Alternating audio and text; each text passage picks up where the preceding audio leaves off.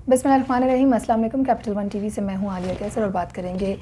वफाकी दारुल हुकूमत, किसी दूर दराज इलाके की नहीं, वफाकी दारुल हुकूमत इस्लामाबाद और इसके गिरदोनवा में आम शहरियों की ज़िंदगी क्या होगी जबकि ख़ुद पुलिस वाले महफूज ना हों, और दूसरी तरफ वो क्लास जिसको हम एलीट क्लास कहलाते हैं, समझते हैं, वो लोग जो कि लोगों की जान माल और तहफ़्फ़ुज़ के हवाले से बात करते हैं, कभी आवाज़ बनते हैं, उनके अपने घरों के अंदर के क्या मामलात हैं उनके हवाले से। इस्लामाबाद से दो बड़ी अहम कत्ल की वारदातें रिपोर्ट हुई और इसका जो इनकी डिटेल्स हैं वो बड़ी ना सिर्फ तकलीफ़ दें हैं बल्कि उसके साथ साथ एज ए होल सोसाइटी एक बहुत बड़ा सवाल जो है वो उठ खड़ा होता है। हम गुज़श्ता कुछ अर्सा पहले बात कर रहे थे कि किस तरीके से जो कैपिटल इस्लामाबाद है, वफाकी दारुल हुकूमत, उसके गिरदोनवाह में कम सिन बच्चियों के ऊपर किस तरह के तशद्दुद किए गए। फिर उसके बाद कुछ बहुत अरसा पहले की बात नहीं है, नूर मुक़द्दम का मामला सामने आया जहाँ पर एक बार फिर से पाकिस्तान की दो पावरफुल फैमिलीज़, चाहे वो फाइनेंशली हम बात करते चलें, बिज़नेस पॉइंट ऑफ व्यू से बात करते चलें, उन फैमिलीज़ ने दर हकीकत अपने एक इमेज से बिल्कुल हट के एक चीज़ सामने आई और ये पता चला कि जिसे हम कहते हैं कि बिगड़े हुए शहज़ादे जो हैं मुख्तलिफ़ फैमिलीज़ के, वो किस हद तक जा सकते हैं और कितना नुकसान पहुंचा सकते हैं। और इस बात को भी कुछ बहुत ज़्यादा देर नहीं गुजरी कि गुज़श्ता रोज़ एक बार फिर से शाहनवाज़ अमीर का नाम जो है वो गर्दिश करने लग गया। अब ये वो नाम है और ये बार बार क्यों गर्दिश कर रहा है, इसके हवाले से हम बात करेंगे। कई तरह के पॉइंट ऑफ व्यू सामने आए, लेकिन एक सिंपल अगर हम लाइन में रखें तो एक शख्स ने अपनी बीवी को कत्ल किया और इस तरीके से कि जिसे ना तो इंसानी जहन तस्लीम करता और ना ही इसको हम इंसानियत के किसी ज़ुमरे में काउंट करते हैं। उसके बाद हम बात करेंगे कि ये फैमिली कौन सी है और क्या इस फैमिली को ने अपनी आंखें मुकम्मल तौर पर बंद रखी इस वाक़े की तरफ से। नूर मुक़द्दम केस में भी कुछ ऐसा ही हुआ जिसके बाद ना सिर्फ उस केस के जितने सभी लोग जिन्हें मुलव्वस किया गया, चाहे वो चौकीदार था, घर के मुलाजमीन थे, वालदैन थे नूर मुक़द्दम केस में मुजरिम के, बल्कि उसके साथ साथ जो गिरदोनवा के और दीगर लोग थे उनको भी शामिल किया गया। अब बात कर लेते हैं, गुज़श्ता रोज़ एक ख़बर मर्ज हुई जिसमें ये कहा गया कि शाहनवाज़ अमीर जो कि एक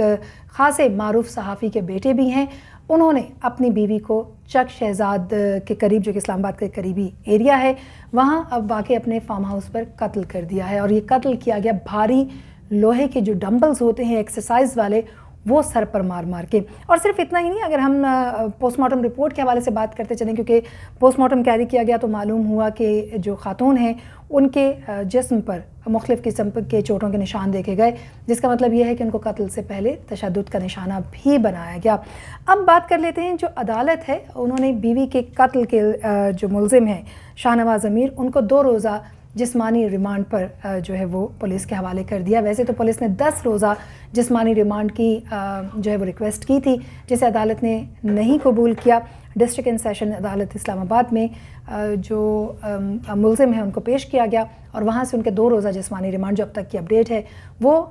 मंजूर हुआ। और उसके साथ साथ ये भी आपको बताते चलें कि फिंगरप्रिंट्स के हवाले से बात की जा रही थी। पुलिस ने इजाज़त चाही कि जो मुलजिम है उनके फिंगरप्रिंट्स भी लेने दिए जाएँ, लेकिन अदालत ने उसको रिफ्यूज़ कर दिया। उनका कहना यह है कि नादरा से भी हासिल किए जा सकते हैं। ये भी आपको बताते चलें कि ये जो मुलजिम है शाहनवाज़ अमीर, ये ख़ासे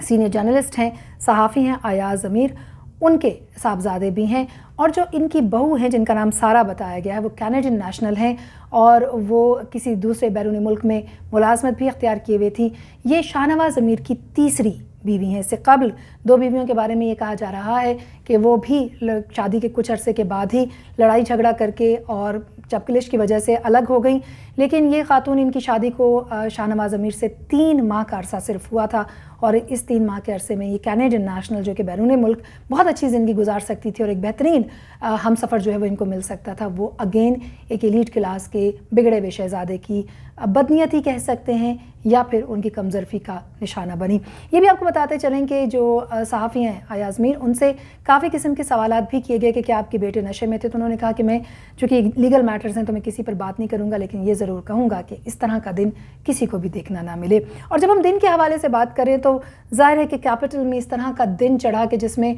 2 कत्ल की वारदातें या 2 जो अमवात हैं वो हमारे सामने आई। एक तरफ तो हमने बात की कैनेडियन नेशनल सारा की, जो कि अगेन सहाफ़ी अयाज़ अमीर की बहू भी थी। दूसरी तरफ हम बात कर लेते हैं सेफ सिटी के जो डायरेक्टर्स हैं उनके हवाले से। उनकी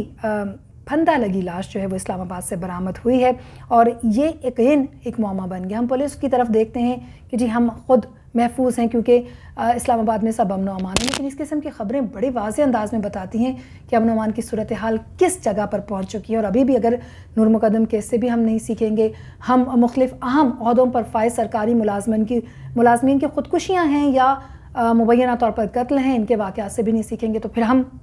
کب ایکٹیو ہوں گے۔ بہرحال جی آپ کو بتاتے چلیں کہ جو اسلام آباد پولیس کا کہنا یہ ہے کہ تھانہ کھنہ کے علاقے میں director system safe city Abdul Qadeer کی جو لاش ہے وہ برآمد ہوئی ہے۔ اس لاش کے برآمد ہونے کے بعد ظاہر ہے جو انویسٹیگیشن کی گئی وہ تو اپنی جگہ پر جاری ہے، پر یہ بھی آپ کو بتاتے چلیں کہ یہ اسلام آباد پولیس میں گریڈ 19 کے افسر تھے، وہ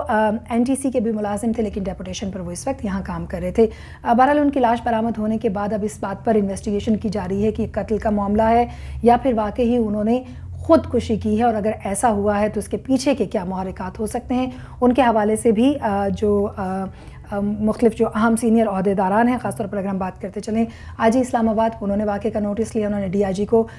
مکمل تحقیقات کر کے فوری طور پر رپورٹ جو ہے وہ دینے کے لیے کہہ دیا ہے۔ فورینسک ٹیمیں موقع پر پہنچ گئی تھیں، تمام تحقیقات جو ہے وہ کر لی گئی ہے۔ وجہ تو سامنے نہیں آئی، تاہم ان واقعات کے سامنے آنے پر اسلام آباد میں خوف و ہراس ضرور پھیل چکا ہے کہ کہیں پر بھی کوئی بھی کسی کو قتل کر کے فرار ہونے کی کوشش کر سکتا ہے، اور پولیس اگلے واقعے کے لیے ویٹ کرے گی۔ اور اس کے ساتھ ساتھ وہ فیملیز جو کہ خود اتنی ایلیٹ فیملیز ہیں، جو کہ پڑھی لکھی فیملیز ہیں، جو کہ امن و امان کی ذمہ داران فیملیز ہیں، کیا ان کو بھی ہوش میں لانے کی ضرورت ہے اور ان پر بھی ایک چیک بیلنس رکھنا پڑے گا۔ یہ تھے اب تک کی کچھ اپڈیٹس جو کہ اسلام آباد سے ہم آپ تک لے کر آئے۔ مزید اپڈیٹس کے لیے دیکھتے رہیے کیپٹل 1 TV۔